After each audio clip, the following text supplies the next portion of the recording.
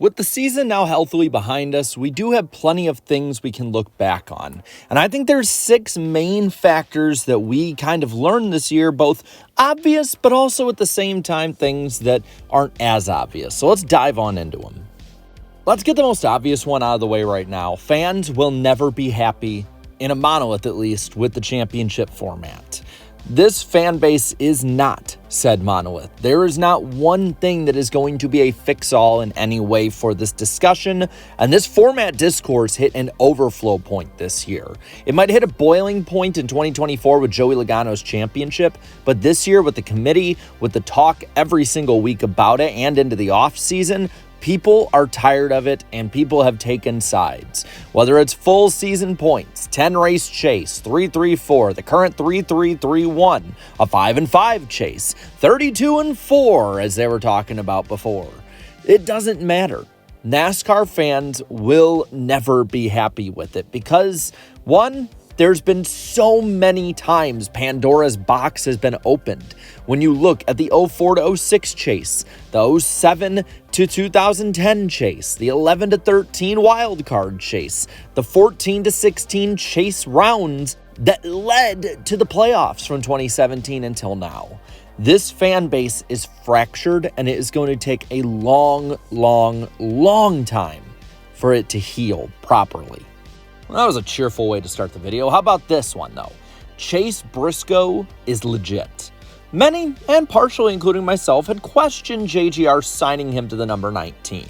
I think we all knew, looking at what he's done in the past, that Chase Briscoe has shown a ton of talent and a ton of upside. But questions still were there, and I think kind of rightfully so as well. Was it him? Was it the driver that just was a mid-pack driver and it didn't matter where he went, that was his top ceiling? Or was it SHR holding him back, a dying team, and maybe it was just that's about all he could get out of those cars? He's not a Kevin Harvick, but not many drivers ever have been a prime late-stage Kevin Harvick. Well, I think his statistical stat line here was perfect when it came to showing the latter of these. 3 wins, 15 top 5s, 19 top 10s, almost 900 laps led, a 12.7 average finish, and a Final Four berth in his first season, finishing 3rd. He also tied for the most top 5s and had the 3rd most amount of wins, laps led, and average finish on the year. All in all, Chase Briscoe is not just legit, he's elite. And the fun part about this is that this was a slow start to the season. This team was not even in the top 12 of the overall standings during the Fox portion of the year that much. And they just got faster as the year went on as the driver and team gelled more and more. Hell, Briscoe even admitted that he had to learn how to drive JGR cars because they drove so differently and so much better than all of the cars he's ever driven before in the Cup Series. And the really scary part for the competition, 2026 is likely to be better as they'll be able to put a full season together with this kind of gelling. Now, I'm going to stick with the positives for my 3rd point, but I know a lot of fans might not want to hear this or they'll think I'm glazing NASCAR here because it's not happening at the rate they want. But the next-gen car is changing over time and the racing is slowly improving. It's just at a, no pun intended, glacial pace when it comes to the improvement with it. Goodyear, I think, has the lion's share of the credit being given to them, and they deserve that. They've adjusted this car, and it's helped at a lot of racetracks. It might have gone overboard at times, like at the Bristol races or Phoenix this past year, but when you look at Richmond or Martinsville or other tracks like that, the racing has improved in large part because of Goodyear, because they haven't changed as much under the hood. They haven't changed as much cosmetically. They haven't changed as much in general with the next-gen car. But on the positive note, there also has now been the push to 750 horsepower at 1 1/3 mile tracks and less than that. And with that, you are seeing NASCAR start to budge on something that they really didn't want to. And when you look back at NASCAR's history in general, it is very hard to get them to admit wrong on anything, so I will take that. It's frustratingly slow. I get that. I'm with you. A lot of the races still suck and probably will suck this year, but it is happening. fourth up, and it could be positive or negative depending on how the outcome goes, but NASCAR is changing. This could be, in a lot of ways, the end of an era because of the lawsuit. This definitely brings into question more about NASCAR's leadership group, whether it be the France family, whether it be the Steves, whether it be everybody around them. There have been a lot of things brought out to the light already. There's been financials, plans, other things like that to show what NASCAR's thinking has been when the cameras aren't on. And with that too, that just changes the view of the fan base and probably the garage. But then you also have to look at some of the other tangible changes that could happen. If the teams mostly or completely win, the layout of NASCAR will change forever. From who gets paid to maybe what tracks would be able to survive, especially if NASCAR gets broken up. And on top of that, you're looking at the possibility that it could just crumble NASCAR in general, with the entire business model being compromised.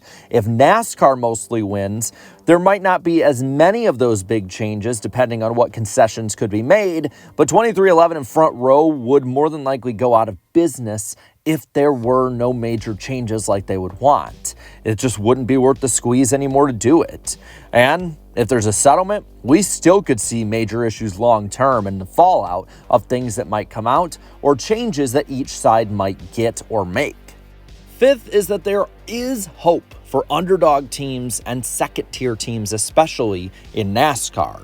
Firstly, look at RFK Racing. They were more and more of a factor and faster at the end of the year, especially Brad Keselowski, who started the year off on a horrible note to the point that many, including myself, were asking if he was completely cooked. Kaulig also has a long-term deal pretty much secured with Ram in the Truck Series, and presumably, based on a lot of the changes, Dodge long-term in the O'Reilly Series and Cup Series. And Spire has a solid base with them now. While the 7 car is still a complete mess and the Truck Series team wasn't exactly great this year, on the Cup side, Michael McDowell is a solid veteran driver and a great foundation piece for long-term growth. Same goes for Carson Hocevar, who in a lot of ways showed that he can be elite. And if Spire isn't careful, they could lose him to a much better team. I mean, think of how good he was this past year with how chaotic he was. If he harnesses that, Hocevar will be dangerous for a decade plus. And last off, what I want to say is that we have really learned that the farm system or ladder system in NASCAR is even further in the absurdity of how broken it is than we knew. And the poster child for this is Corey Heim, who currently has no full-time ride in any series for 2026. Heim had 12 wins in 25 Truck Series races, had a 5.0 average finish, and had a completely historic season. I mean, led laps in all 25 races, the longest truck season ever. He led 41.2% of the laps he competed in. He was the best of the best, and he was head and shoulders over everyone else. At worst, he deserved an elite Xfinity Series ride.